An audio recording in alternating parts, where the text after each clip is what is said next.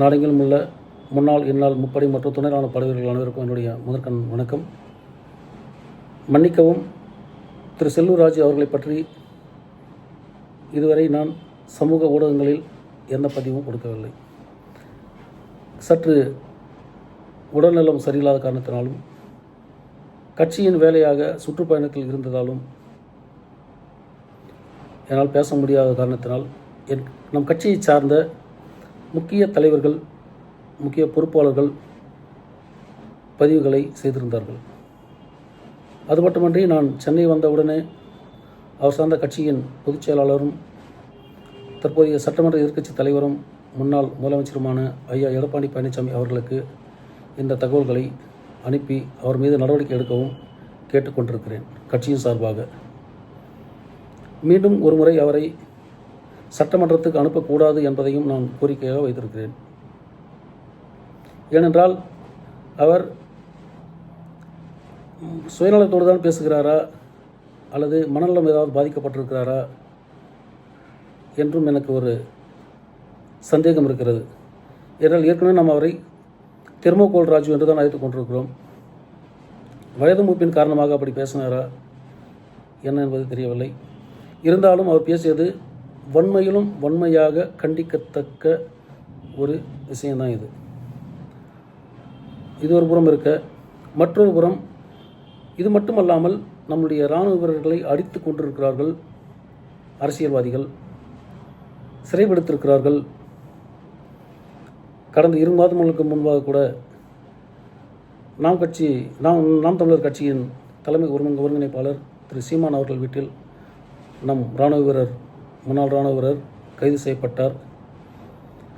சாதியின் பெயரை சொல்லி அவரை திட்டி அடித்து சிறையில் அடைத்து அதற்காக எண்ணற்ற செய்திகளை சந்தித்து உறக்கமில்லாமல் நான் பல முறை போராடி அவரை வெளியில் கொண்டு வந்தேன்.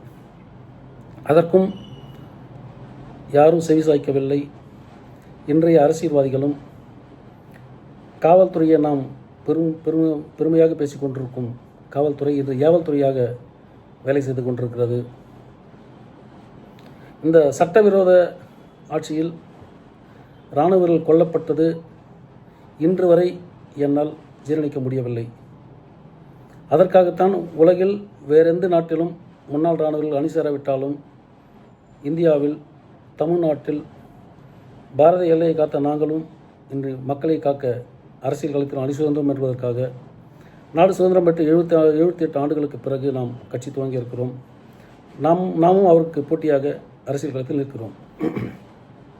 கடந்த 2 மாதங்களுக்கு முன்பாக கூட மாண்புமிகு தமிழ்நாடு முதலமைச்சர் அவர்கள் அனைத்து கட்சி அரசியல் கூட்டத்தை கூட்டியிருந்தார்.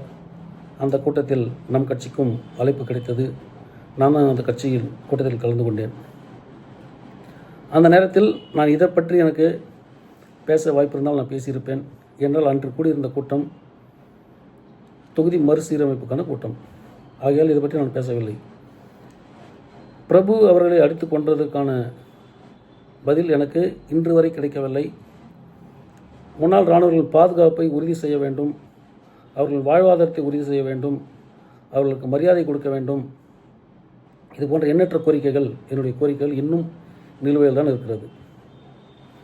ஆகவே என் அண்ணன் தம்பி உறவுகளாக நீங்கள் மற்றவர்களை பேசும்போது அவர் யாராக இருந்தாலும் சரி, சற்று மரியாதையுடன் பேசுவது, கண்ணியத்துடன் பேசுவது நல்லதாக இருக்கும் என்று நான் உங்களிடம் வேண்டி மன்றாடி கேட்டுக்கொள்கிறேன். ஏனென்றால் உங்களில் ஒருவருக்கு யாருக்கு என்ன கொடுமை நேர்ந்தாலும் அந்த இடத்திலே நான் கட்டாயமாக முதல் ஆளாக நிற்பேன். உங்களின் உணர்வுகளுக்கும் உணர்ச்சிகளுக்கும் மதிப்பளிக்கக்கூடிய அரசாங்கம் இன்று இல்லை. அந்த அரசாங்கத்தை நாம் தான் உருவாக்க வேண்டும். தமிழ்நாடு மட்டுமல்லாமல் இந்தியா முழுவதிலும் உள்ள அனைத்து மாநிலங்களிலும் நாம் அரசியல் களத்தில் அணி சேர்ந்து முன்னாள் இராணுவ நலத்துறை அமைச்சர் ஒரு முன்னாள் இராணுவ வீரராக மட்டுமே இருக்க வேண்டும் என்பதற்காக நாம் இன்று அரசியல் களத்தில் நிற்கிறோம். நம்மை யாரும் குறைத்து மதிப்பிடக்கூடாது என்பதில் மிகுந்த கவனத்துடன் இருக்கிறேன். நாம் பேசும் எந்த ஒரு பேச்சும் அது அரசியலாகக்கூடாது. கண்ணியத்துடனும் கடமையை செய்ய வேண்டும், கட்டுப்பாட்டுடன் இருக்க வேண்டும் என்பது என்னுடைய ஆசை. இராணுவத்தின் பெயருக்கோ முன்னாள் இந்நாள் இராணுவ வீரர்களுக்கோ எது நடந்தாலும் அந்த இடத்திலே கட்டாயமாக நேஷனல் எக்ஸ் சர்வீஸ்மேன் பார்ட்டி பாரபட்சமின்றி துணிந்து நிற்கும் என்பதை இந்த நேரத்தில் நான் உங்களுக்கு பதிவு செய்ய விரும்புகிறேன். மீண்டும் ஒரு முறை கூறுகிறேன், திரு செல்லூர் ராஜு அவர்கள் மீது ஒழுங்கு நடவடிக்கை எடுக்கவும், மீண்டும் அவருக்கு சட்டமன்ற உறுப்பினராக தேர்ந்தெடுக்கவும் வாய்ப்பு வழங்கக்கூடாது என்பதை நான் மாண்புமிகு எதிர்க்கட்சித் தலைவர் அவர்களுக்கு கடிதம் எழுதுகிறேன்.